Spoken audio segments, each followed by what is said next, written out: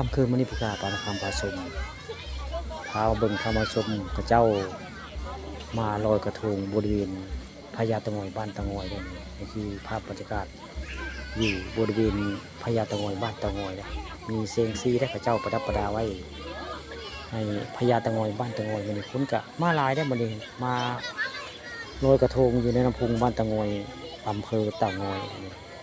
นี่ก็เป็นภาพบรรยากาศลำพุงพี่น้องน้ำพุงบ้านตะงอยอำเภอตะงอยแหละ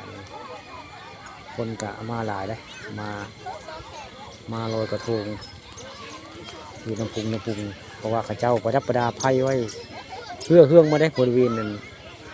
พญาตะงอยบ้านตะงอยอันนี้ข้าก็เลยเอาภาพบรรยากาศอันงานนี่แหละงานลอยกระทงมาให้เบิ่งมาให้ชมนะเทื่อเล็กได้ที่มาบุคคากะเทื่อเล็กเนาะเอาภาพบรรยากาศอันนี้มาให้เบิ่งมาชมข้าเจ้ามาลอยกระทง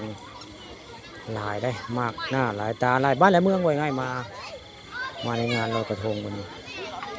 ข้าเจ้ามาลอยข้าเจ้าเฮ็ดนี่ได้มองท่าลงไปย่างไปข้าเจ้าสิย่างลงไปลอยได้นี่แหละ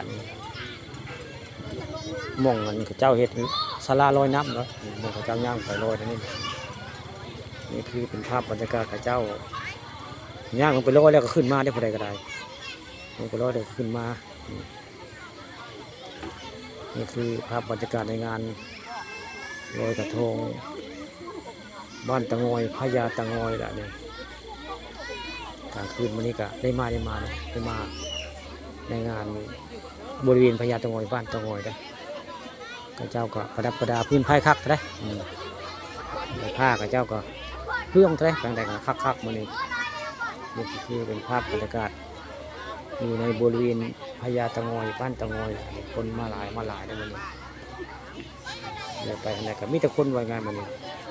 ป่าเด็กงานนั่นหลายเรือไฟเอาลูกได้นี่คือภาพบรรยากาศในงานข้าเจ้ามาลอยกระทงหลายคนหลายบาท